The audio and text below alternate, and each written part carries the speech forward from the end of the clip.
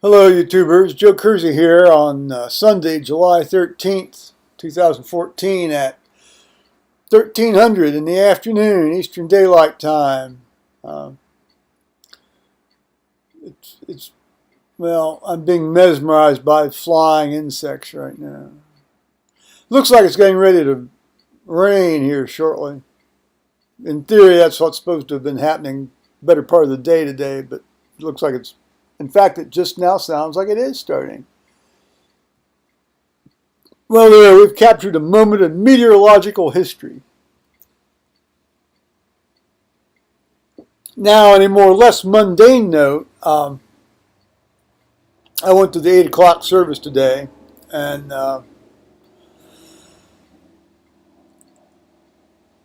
the gospel today was the parable of the sower from Matthew. I'd have to look to see if that parable's in any other gospel here. I think I'll check. Turns out this is one of those parables that exists in the three synoptic gospels. Obviously, the one today was in Matthew 13. It's year A, and then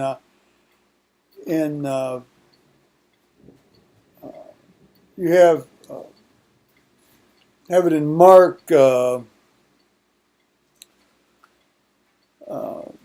Mark 5, Mark chapter 4, verses 5 to 20. And then in Luke, you have it in Luke 8.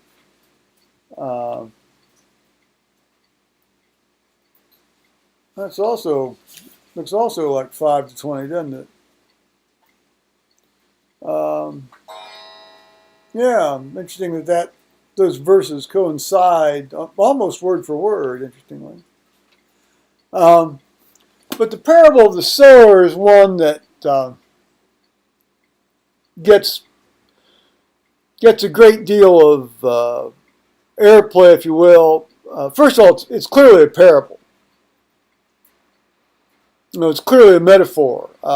Unlike the feeding of the 4,000, there's the feeding of the 5,000.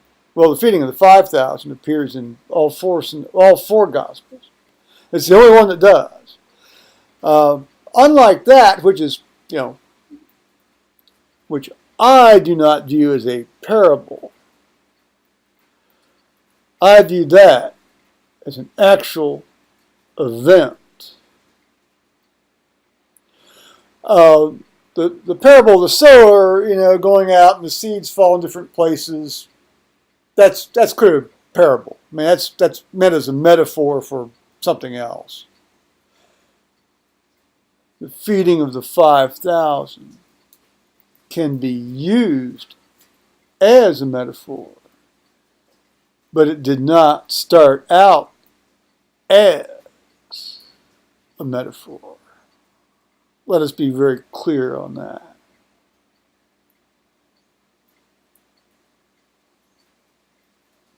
So in any case, today, Carin, our assisting priest, she's kind of more or less running the show here while our rector now takes a 3-month sabbatical. After they've been someplace for 7 years, they get a sabbatical, and I don't really have a problem with that as long as they just take like a 3-month thing. These guys get a bit of burnout, and well, Charles has done just a splendid job. He clearly needs a little break, and he's going to do that he's going to go back to all the churches that he was in when he was a seminary student, and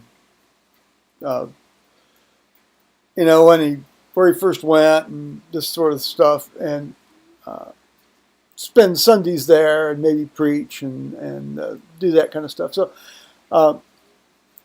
and get more time with his family and that kind of thing, and so that's good. That's good. So we've got Carin and Roseanne to run the show here, and Carin preached today, and what she did with this parable of the sower is she talked about, well, she didn't use the phrase boundary experiences, I don't think I've ever used the phrase boundary experiences here either on my internet stuff, my YouTube stuff, but you might hear me use it more often. Uh, boundary experience is where the human and the divine intermingle. And she was talking about types of boundary experiences in terms of how people respond to the word, the sown word, capital W. Well, and small w too for that. Well, no, it's capital W in either case, really.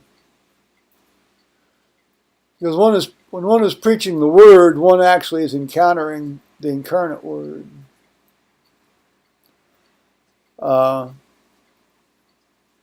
So she was talking about boundary experiences. The seed goes way off, and it's eaten up immediately by birds, which essentially it's the devil eating you up. You just don't respond. Snatched away. Well, that's a boundary experience you don't necessarily want to have, is it?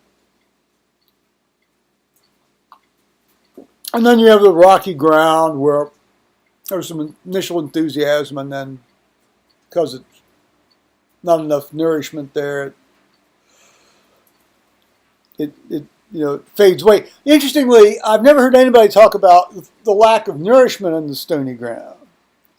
It's just been taken as a given that the stony ground has no nourishment to nurture this growing seed.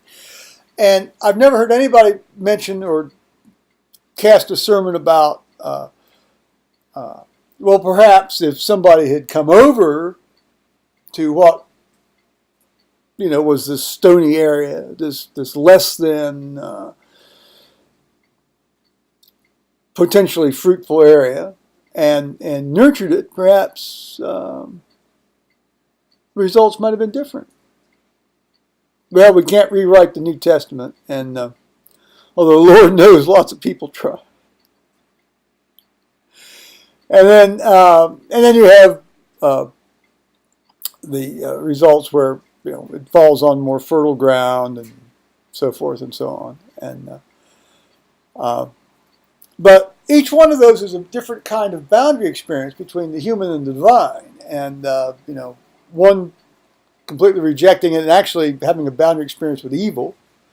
One accepting it, but then turning away and not pursuing it. And then you have one where it grows and grows and grows and grows and grows, and you grow more and more and more and more and more and more and more into this intermingled experience between, the human and the divine.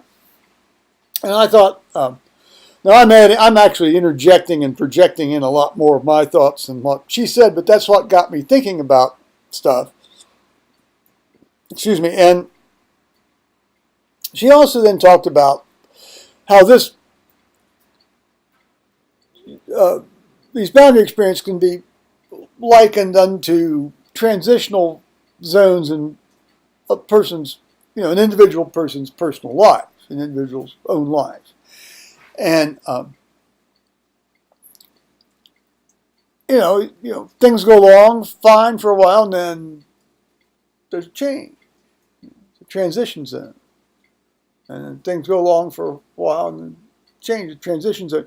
And in each transition zone, well, God's involved all the time anyway, but in each transition zone,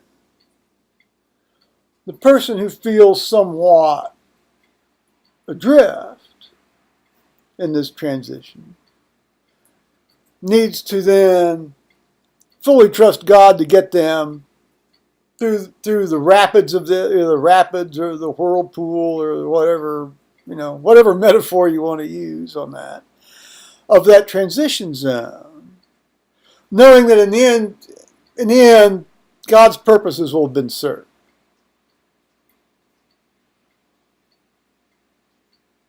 Might not be the way you want it.